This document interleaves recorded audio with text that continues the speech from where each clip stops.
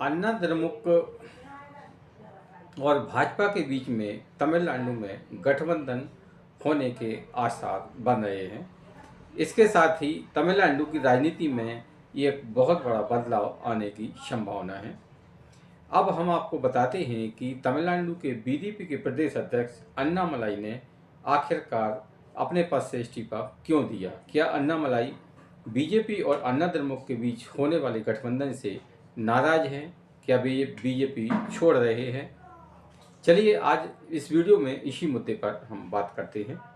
आपसे थोड़ा सा निवेदन है कि चैनल को सब्सक्राइब कर बेल आइकन प्रेस करें, वीडियो को लाइक एवं शेयर कर कमेंट्स बॉक्स में अपनी राय जरूर दें कि बीजेपी और अन्ना द्रमुक मिलकर क्या स्टालिन को मुख्यमंत्री पद से हटा सकते हैं, यानी कि डीएमके को सत्ता से बाहर कर सकते हैं।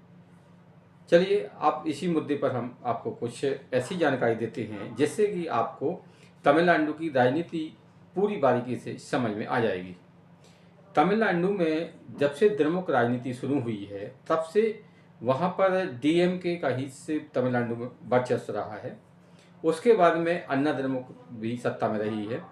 जब तक जयललिता अन्ना द्रमुक की प्रमुख रही हैं तब तक पार्टी बहुत मजबूत थी, लेकिन जयललिता के निधन के बाद में अन्ना द्रमुक पार्टी में आंतरिक कलह भी हुआ। उसके बाद पार्टी उतनी मजबूत नहीं रही और इसी का लाभ डीएमके को मिला और डीएमके पिछले 10 साल से तमिलनाडु में सत्ता में है। लेकिन डीएमके के खिलाफ इस समय तमिलनाडु में बेहद नाराजगी है। डीएमके ऐसी नाराजगी को से लोगों का ध्यान भटकाने के लिए हिंदी और तमिल का वो जो विवाद है वो खड़ा कर रही है। अब जो तमिलनाडु के लोग हैं वो स्टालिन से नाराज हैं, लेकिन उनके पास में कोई विकल्प नहीं है और इसी विकल्प को देने के लिए अब भाजपा प्रयास कर रहे है। हाल में ही केंद्रीय गृह मंत्री अमित शाह तमिलनाडु की यात्रा पर गए। वहाँ पर उन्होंने अन्ना द्रमुक के नेताओं से भी कुछ नेताओं से उनकी बातचीत भी हुई और अब ये बात निश्चित है कि भाजपा और अन्ना द्रमुक तमिलनाडु विधानसभा चुनाव मिलकर लड़ेंगे। लेकिन इसमें सबसे बड़ी बाधा जो भाजपा के प्रदेश अध्यक्ष अन्नामलाई जी थे वो थे। अन्नामलाई जी एक ऐसे नेता हैं कि जिन्होंने भाजपा को एक तमिलनाडु में जमीनी स्तर पर मजबूत किया है। उन्होंने भाजपा को मजबूत करने के लिए बहुत सारी यात्राएं की, डीएमके पर भी चुन कर वार किए और अन्ना द्रमुक पर भी उन्होंने वार किए।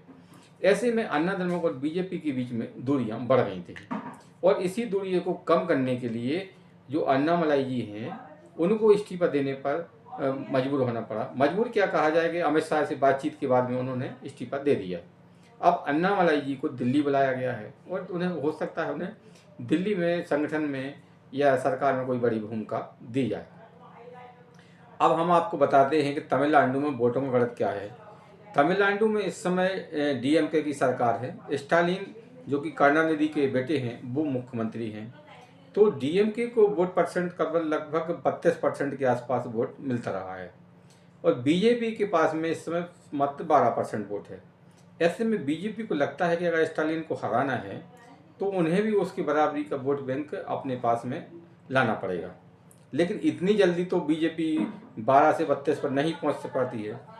तो बीजेपी के जो चाणक्य कहे जाते हैं अमित शाह जी, उन्होंने एक रास्ता निकाला और उन्होंने बीजेपी और अन्ना द्रमुक के बीच में गठबंधन का रास्ता साफ कर दिया। अब बीजेपी के पास में 12% है, अन्ना द्रमुक के पास में 22% है। अन्ना द्रमुक कितनी भी कमज़ोर हो जाए लेकिन उसके पास में 22-23% वोट रहता ही है। तो भाजपा का 12, अन्ना द्रमुक का 22% वोट मिलकर हो गया 32% और 5 से 6% ऐसे वोटर हैं कि जो कहाँ वोट देना है वो एंड टाइम पे, यानी कि जब चुनाव का टाइम होता है, वोटिंग होती है, उसी टाइम पर फैसला लेते हैं।